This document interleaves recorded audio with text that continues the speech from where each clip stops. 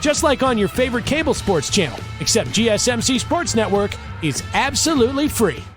Hello everyone and welcome back into the GSMC Dead Ball Sports Podcast, and for our third segment of today's show, we are transitioning into the world of baseball, acknowledging finally this MLB Hall of Fame class. Only 3 members, but very pivotal members, especially if, like me, you grew up in the tri-state area. Some of their best years came with both the Yankees and the Mets, no matter where they ended up. Ultimately, a very special class for this part of the country. But all 3 of these guys, in their own right, made an impact on their generations. Whether it was one of the most iconic hitters of his time, one of the more intriguingly unique, dominant pitchers of his era, or one of the elite closers of the early thousands and early 2010s as well. I feel like this class left an indelible mark in the early 2000s era of baseball in a very healthy way for the sport. And the fact that they did it in high-profile markets, some starting off their careers in smaller markets as well, and really making a name for themselves later on in their careers, really goes to show the power that the sport has in terms of molding these Hall of Famers. And so without further ado, let's respect and acknowledge a small class, but a special one nonetheless. Let's start off with the only batter, the only true hitter in this year's draft, or perhaps one of the most iconic hitters of an entire generation, Mr. Ichiro Suzuki. And I feel like if you combine his Japanese career with his MLB career, you can't deny the fact, no matter if you're a Yankees fan, a Mets fan, or even a Mariners fan, where he spent some of his best years of his career, I feel like he has to be considered one of the great hitters of all time, maybe even the best. He was an almost unanimous decision, 99.97%. Only one voter did not vote for this man to get into the Hall of Fame. Just goes to show how much respect he holds, how much of an impact he made in the sport, both internationally and in the States, and ultimately had a tremendous career, even, unlike a lot of these Japanese stars coming into the league now, at a disadvantage in terms of how primarily old he was when he first arrived in the MLB. So, in Japan, to recap his career, had over 1,200 hits there. Had over 2,500 hits with Seattle. His first ever season was a great year for them when they won 116 games with the 2001 Rookie of the Year that year at 27 years of age. 2-time batting champion, 10-time All-Star. Career average, .311 batting average, 117 home runs, 708 RBIs with the Mariners, Yankees, and Marlins throughout his career. So ultimately someone who defined the art of hitting in MLB, someone who's greatly appreciated no matter how many World Series he didn't win throughout his career, no matter how many times he was doubted for his small frame, no matter how many times was doubted for his defensive capabilities, he always rose above it. He really became a special player who defined how the MLB now might view international stars in the future, and are already beginning to view them as such, as these prime examples of supremacy both internationally and how they could potentially translate to the States. And Ichiro really set that era forth, because at the age of 27, if you're an international star, you might not want to then go to a league where your profile is going to immediately be heightened, but most importantly questioned as well. And he stepped into this media market, at the time Seattle not being a big one, and completely transformed it to the point where he became someone whose style of play was never questioned, even though he was one of the most unique hitters and one of the most iconic hitters of his generation.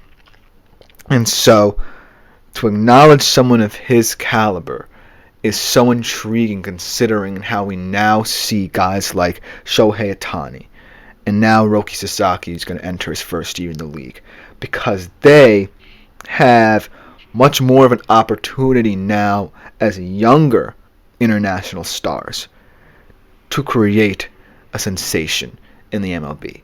Ichiro had a very limited amount of time, but because of that time, he was able to adapt to the MLB and create this aura of longevity that will stand the test of time, and is the main reason why he was one vote short of being a unanimous pick for the MLB Hall of Fame. Said Ichiro Suzuki, I salute you, one of the great hitters of his generation, defined what international superstardom can translate into in an MLB career.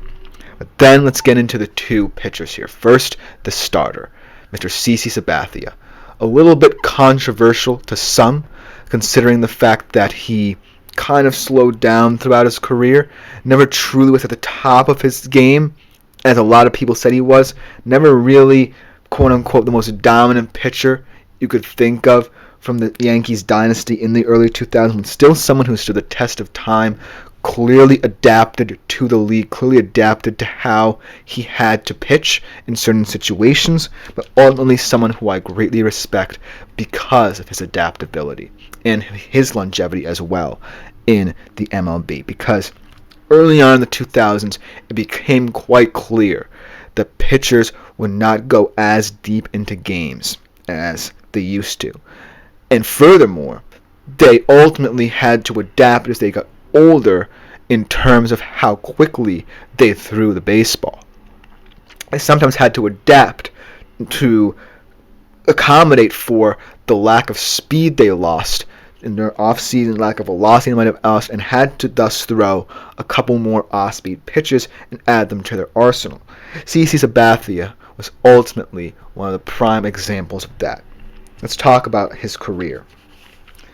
Only one of 19 pitchers in the Hall of Fame with 3,000 strikeouts. Third amongst lefties in terms of strikeouts with 3,043. Went 11-2 to start his career with the Milwaukee Brewers, where ultimately, much like Ichiro, he started out in a small market and really made a name for himself in that postseason with a 2.65 ERA, and he ultimately put the Brewers on the map in terms of getting to the postseason. And I feel like he's someone who, even though his career was defined for his time in New York, constantly reminded us that he always had that small market underdog mentality, even though a lot of people early on in his career thought he was going to be the man. Because throughout his tenure with the Yankees, he had success early on. But ultimately, as the years went on and age started to be a factor, a lot of people doubted how a guy like CC Sabathia, who started off as more of your traditional flamethrower, would adapt to the league. And in terms of that, I respect him a lot more for the latter stages of his career than for the early stages of his career. Because the early stages of his career, he won with power. He won with dominance. He won with stats.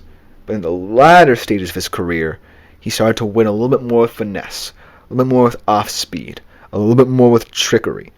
And that's something that was difficult in his era to see translate into what we now view in terms of pitchers.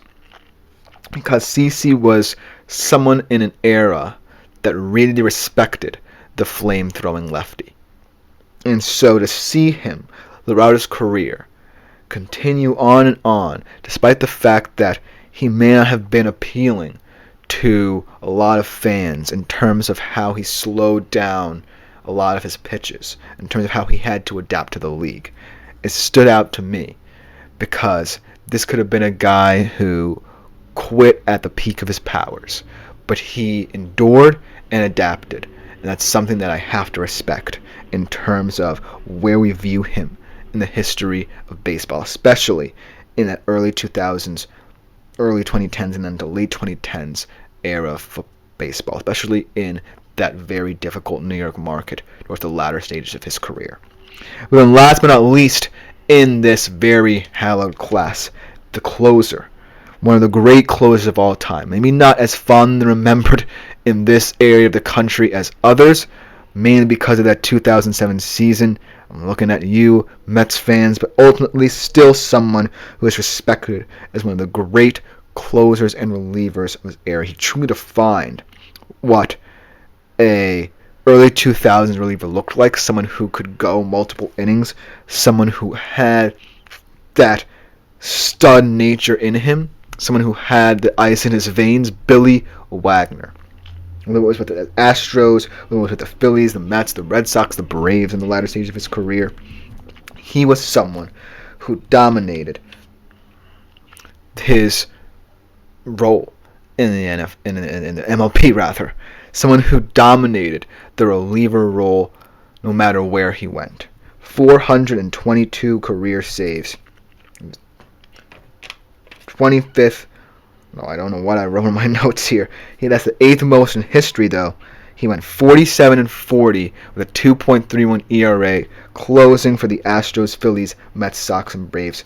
His 11.9 strikeouts per 9 innings, most among pitchers with at least 900 innings pitched, rather, and someone who is highly regarded as the progenitor of the early 2000s relieving style. A guy who could go 2 to 3 innings. A guy who could go 4 innings maybe. A guy who pitchers weren't worried about when they exited games. The pitchers could rely upon to get them out of sticky situations. Billy Wagner truly defined that role in this era of baseball, and truly is someone that no matter how fondly or poorly you remember him, still is one of the great closers of all time. So there you have it. A perfect class, no matter how small in size it is. One of the great hitters of this generation, one of the most underrated pitchers of this generation, and a great closer to close out this class. How beautiful is that in one of America's most beautiful pastimes, the sport of baseball. And I'm glad that I was able to acknowledge this class before it came too late. But let me know what you think about this class in the comment section below. But coming up next, we look at an interconference game, finally, here on the GSMC Dead Ball Sports Podcast in the NBA between the Nuggets and Knicks that will take place tomorrow night. Two teams looking to get on track in their respective conferences right after this short break.